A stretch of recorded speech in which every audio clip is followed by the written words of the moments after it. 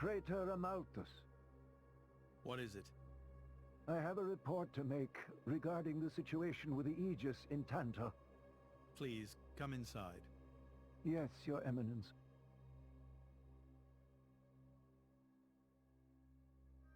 So, Jin finally has his hands on the Aegis. It seems the boy wasn't good for much after all. Unless he can find what is lost. Your Eminence? Hector, Yes? prepare the ceremony. At once, Praetor.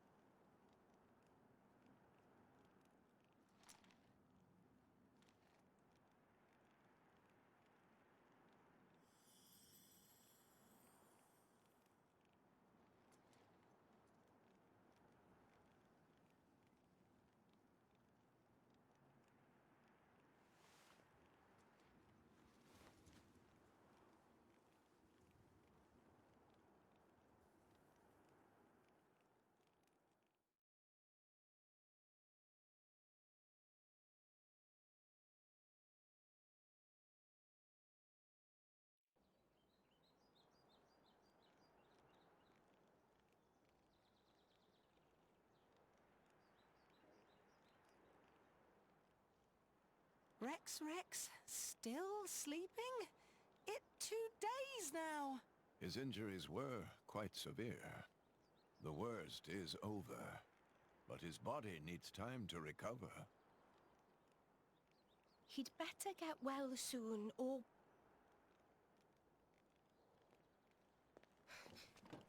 Rex?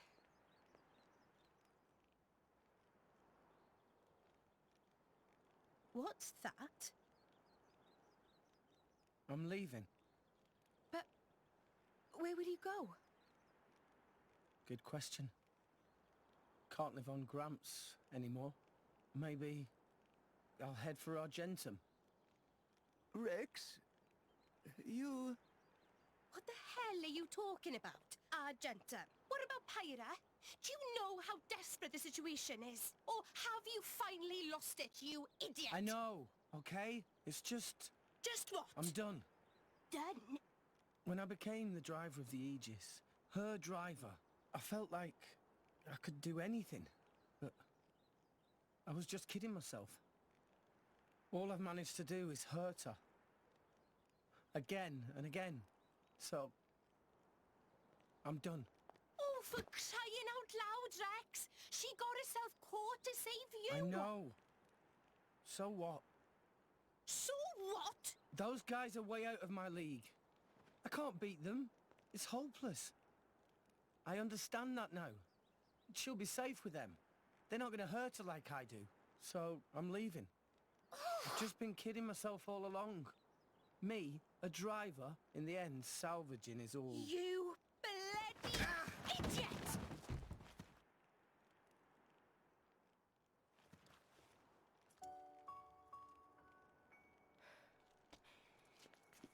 Hurts, yeah?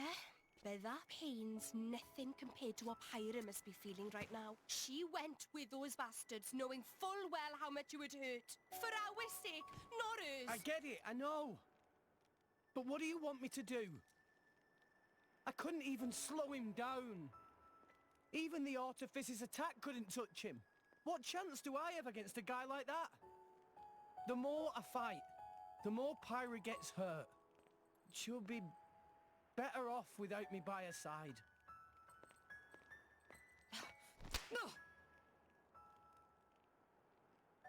Do you actually mean that? Do you not have the slightest idea how it felt for her to leave you? With me here, he'll suffer even more, lose even more. So maybe Rex is better off without me. Rex, and the whole world, they don't need me. That's just how it feels. Pyra thought you'd be better off if she was dead. Did you know that? She is planning to sacrifice herself to defeat them. Huh? You drove her to this, but here you are, giving up! You said you'd get Pyra to Elysium, didn't you? You'll eat your words just like that? Hey, Mum, Dad, it's been a while. A ton happened, you know? I became a driver. And this girl is Pyra, my new partner. I know you'd love her.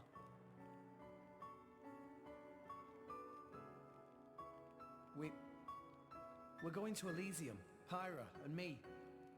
I don't know what's coming next, but you'll be watching over us, right guys? Forget it. We'll rescue her on our own. This loser, he's not the Rex we joined up with. Let him go wherever the hell he wants. Come now. Let's not start fighting amongst... Let's give them a chance to work this out, shall we?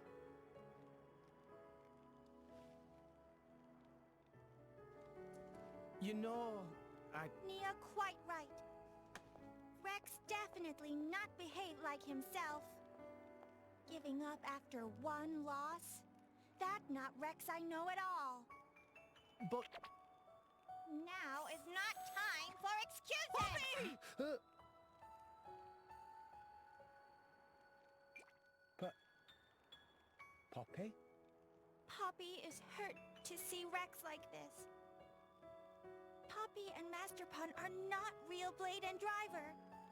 So Poppy and Master Pun looked up to Rex lots. Rex worked very, very hard to get this far. When Rex tries hard, Poppy and Master Pun try hard. Rex like bullseye we aim for.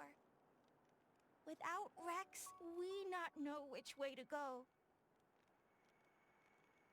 So please, Rex cannot give up and stop here. Poppy.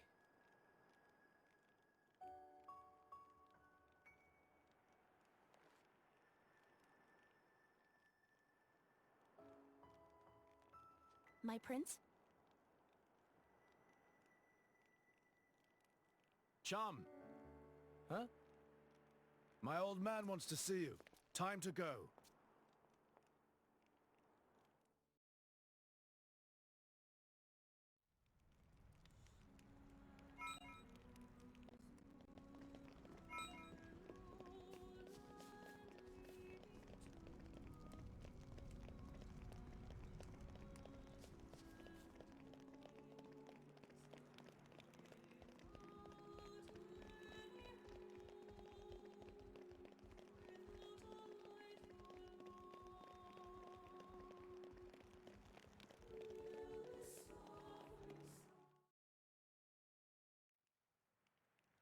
Are you all right to be up and about?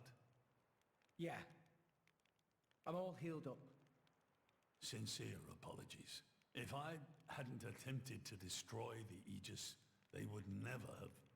If you'd done nothing, they'd have come for her anyway. You're not to blame, Your Majesty. It's... my fault. 500 years ago, this kingdom was rent in twain. Some followed Adam, who sought to live with blades and titans as equals.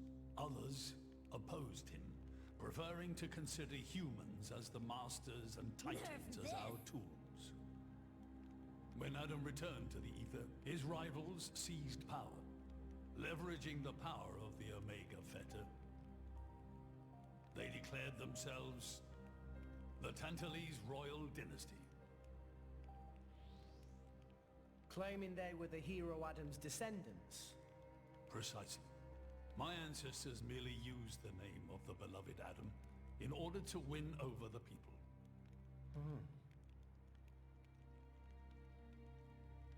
Before long, we resolved to protect ourselves from meddlesome foreigners by descending deep into the Cloud Sea, taking the dirty secret of our family's lineage with us.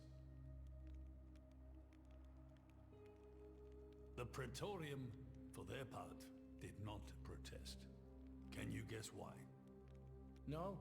They offered to stay silent in exchange for a certain resource.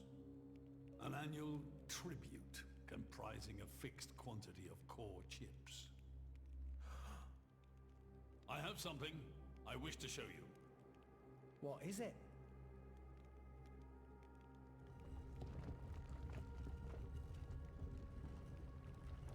What is this?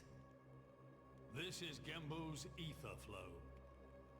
The Titan draws in the fabric of the Cloud Sea and uses it as a source of energy.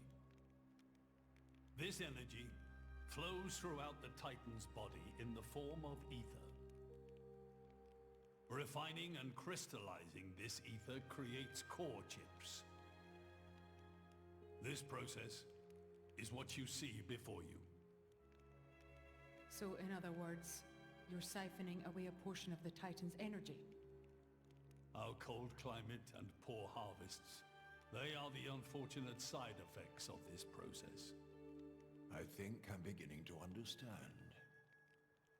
Core chips are vital to every nation's military and energy policies. The Praetorium desired this power. How come? Allrest at the time was in crisis. But for the Praetorium, it was a precious chance to expand their sphere of influence. So they missiled in. As a result, Tantal fell into a chronic energy shortage. Then, well, you saw for yourselves. Near frozen Earth, failing crops, the Tantalese people are forced to live in abject poverty. So why not just leave the Cloud Sea? Genbu can move, right? Just go somewhere warmer. They fear contact with other nations. Too afraid it might expose the truth behind the legends they spun about Adam. That would explain their isolationism. Indeed. That was 5 centuries ago. Now the Aegis has awakened. The Praetorium is demanding we hand over the Omega Fetter. They are threatening to reveal our secret if we do not acquiesce. Indollar? Threatening you? I get it now. That's what was in that letter. Enough was enough. I couldn't stand by and let the Tantalese people suffer any longer. Therefore, I made a decision. And that's why you... Yes. I knew there was a chance that the Praetorium would use the Aegis against us. But if I could neutralize her power, perhaps we would stand a chance of opposing them. And perhaps by saving my people from poverty, I could absolve the sins of my forefathers. You didn't think about using the Aegis' power yourself? Wielding such power is beyond my means. I am under no illusions. However, does the same apply to you? I felt something. When I looked in your eyes, I knew. Perhaps you are the one to whom we can entrust the Aegis's power. Father. In the end, it seems I only managed to make things worse. I can blame nothing but my own judgment.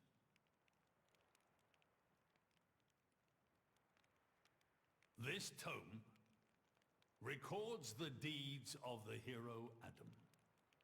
According to this, he saved the world from destruction using a white sword, and then disappeared, along with a red sword. White and red? It must mean Mithra and Pyra's swords. Whoever wrote this must have had a personal connection to Adam. And, most curiously, after Adam disappeared, the author of this book went looking for something. Something. The third Aegis sword. There's a third? Apparently, this sword was as transparent as diamond and gave off a clear, brilliant light. But Adam went his whole life without using the sword. In fact, he could not use it. What do you mean, couldn't? The sword was simply too powerful. Even he, the legendary hero, could not contain the power it commanded. And thus, fearing its power, he sealed it away somewhere. The author therefore surmised that this sword alone was the one true sword of the Aegis. Now, Rex, you were defeated by Jin. Doubtless that man is a powerful warrior. But even so, can this be right? Can the Aegis herself truly be outmatched by a single opposing blade? Would it not make more sense to presume that you lost because you have yet to unlock the true power of the Aegis? You mean I'm the one who's been holding them back?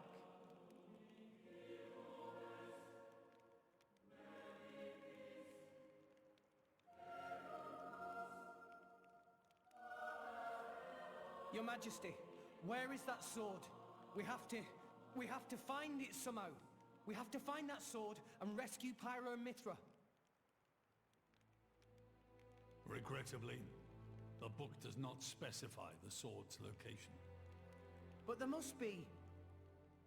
However, reading between the lines, it seems the author suspected that the sword lies somewhere in Leftheria.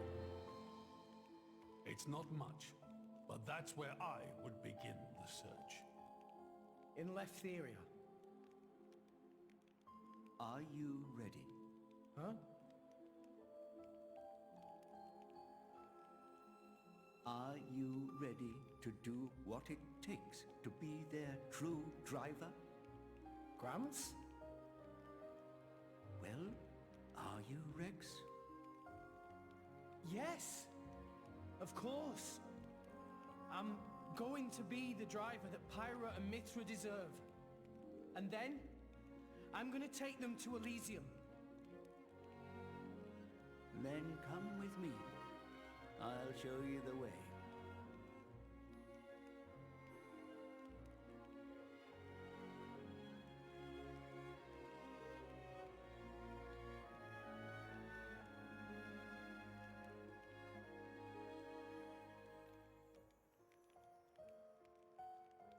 My son, Yeah? I have a favor to ask of you as your king. Well, that's a first. Are you feeling okay, old man? Maybe you're coming down with something. The Aegis needs... No, rather the boy needs protection. You mean Rex? Yes, saw something in that boy's eyes. A light that must never go out. Steady on, old man. People will get the wrong idea. Fine. Leave it to me.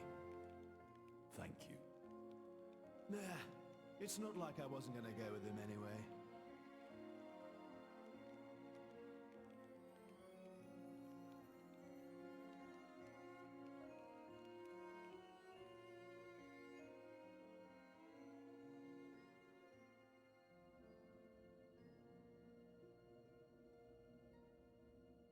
You really can't judge a book by its cover. Who'd have thought that sweet-looking girl would threaten to destroy herself? Didn't she realize taking her own life would mean the boy died too? Oh, she knew exactly what she was doing. The whole thing was a bluff then? No, not at all. The reason she gave her core crystal to the boy was to replace his heart after Jin put paid to it. An Aegis core encodes the blueprints for all life. She took advantage of that. Incredible. I had no idea such a thing was possible. Aegises truly are a breed apart. Cores are constantly accumulating data about the outside world. The fact that their injuries are mirrored is a result of their twin cores exchanging information. If you wanted to be poetic about it, you could say that their very lives are intertwined. But there's nothing to stop her from severing that link. What do you mean? Before issuing the kill order to the Artifice, she would have transferred the remainder of her core to the boy, letting him live on, heart complete. An Aegis can survive for a short time without a core crystal. Don't ask me why. It's just how we were made.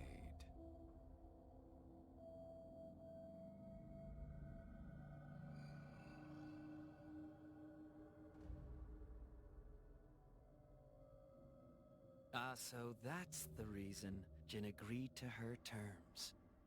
He couldn't care less about the boy. But he wasn't about to lose this one. Simple as that.